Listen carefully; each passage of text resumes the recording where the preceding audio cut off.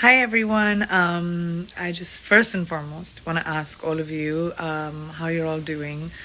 Like I said, this is a crazy time in the world, and I'm actually really punctual. I just realized it's 3 o'clock, and I said that I'm going to do this live at 3, and here I am.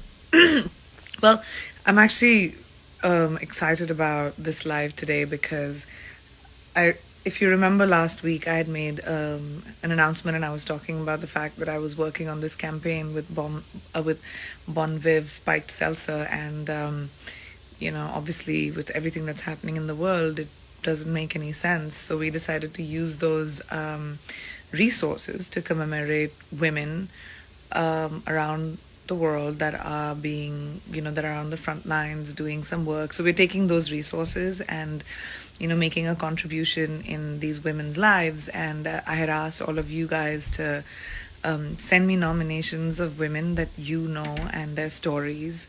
So we have 4 that we want to commemorate this week, who have incredible stories, and I really want to share them with you.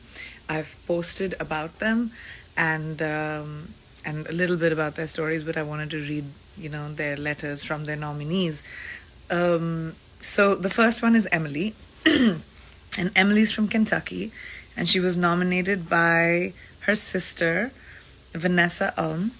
And the story is, at the precipice of the coronavirus pandemic, my APRN sister, which is nursing, ended maternity leave to return to her job in the ER at the medical center in Bowling Green, Kentucky. She left her husband, her 3-year-old daughter, her 3-month-old baby girl at home, while she regularly tests patients for the virus. Shortly after her return, seeing how rapidly this virus spreads and damages, she and her husband made the incredibly painful decision that distance was the safest option for her family. They packed up essentials, and she sent her family across state lines to temporarily live with other family members. She's tired, she's alone, and she desperately misses her family.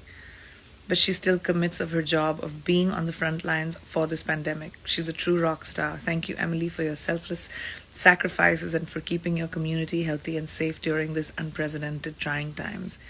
Your sister, Vanessa. Thank you so much, Vanessa, for sending in Emily's story. I feel like it's so wonderful to see and hear that. I think the fact that we all are feeling a sense of safe is because we know that there are so many people out there who are sacrificing so much to do this for us. So thank you so much for your service, Emily, and we hope that with this contribution it could help somehow help you tide this time. The next story is Jo. She's nominated by Jordan Garlow from West Virginia. This beauty right here is my sister, another sister. She's an administrator at a long-term care facility. She spends her days tirelessly working to make sure and ensure the health and safety of the patients under her care, but also make sure they're not scared or lonely. She brightens their days with games and dance so that they may understand while visitors are not allowed, they always have family close by. Even though she herself is high risk for COVID-19, she's a severe asthmatic, she shows up every day to provide for others. She's my hero. That's such a beautiful story. I'm a severe asthmatic too, and I understand by my doctors. I was told exactly this as well. So that is incredible, and what a wonderful story. Thank you so much, Jordan, for sending us your sister's story. And I salute you, Jo. Thank you for doing what you do. It's really important for us to find joy in whatever we have, and to be able to feel a sense of normalcy. The third story is Jaya, and Jaya was nominated by Priya Vora from Virginia. And I'm nominating my boss, Jaya, who's the founder of Swaha USA, for Together Women Rise. She has shown her resilience during this crisis by donating both her time and money to get at least 10,000 plus N95 masks to those on the front lines. Now, that's another way of being able to contribute. That's an incredible way of using your resources to help people who are actually on the front lines. Thank you so much, Jaya, for your contribution. And Priya, that's very kind of you to send us her story. I hope with our contribution, it'll help Jaya's cause a lot more. The last story that I'm going to tell you guys today is Jenny. She was nominated by Sami Diaz from New York. And let me tell you about Jenny and why I'm nominating this amazing soul. While pregnant with her third baby, Jenny came ventured and opened her own business in which she hired me to help manage. Since then, I grew not only to love and admire her for her strength, resilience, but when you think she's done, she does more. Jenny started as one of the largest Facebook communities for her parents at over 10,000 members and counting. Jenny is my friend and mentor, and I'm not surprised in this scary time she rose to help.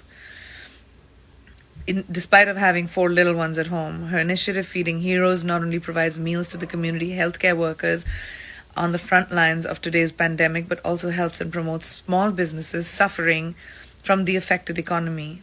Wow. Jenny is a real-life superhero and is an example of tenacious community architect.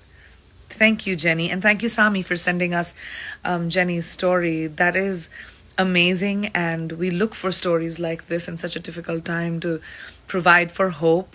Thank you so much to all of you. Thank you, Bon Viv, for being so generous with your contribution. And I really look forward to having this conversation with you next week, where we can commemorate incredible women that are putting themselves above and beyond, and doing above and beyond. And it's very important for all of us to remember that we're in this together. This is one world. This is a disease that is affecting all of us, and we can only beat it together. So whatever you can do and however you can do it, this is the time not to question your intention, but actually to take some action and do something, especially if you're in the position to be able to help. Thank you so much. I'll keep coming back and talking to you guys, and stay safe out there. Stay with your families and keep in touch with people that you love and care about, and do as much as you can to help the people who don't have it. Thank you so much, guys, and see you next week.